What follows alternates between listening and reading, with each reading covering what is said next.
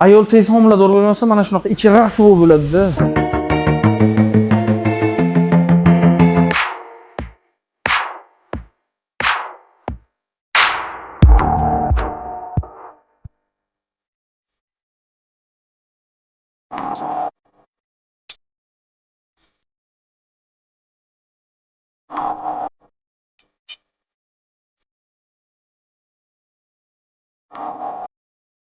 Demak, mana navbatdagi amaliyotimizdan yakunladik. Ushbu bemorimizda bachadon naylarida suv yig'ilgan edi, ya'ni gidrosalpingiz holati edi.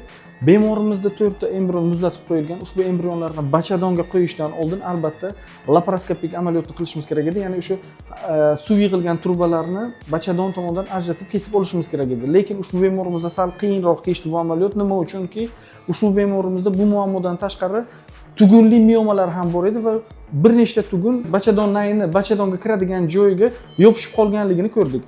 Bunaqa holatlarda oldin miomalar ajratib olinadi, keyinchalik bachadon nayini kiradigan joyi topiladi va ajratib olinadi.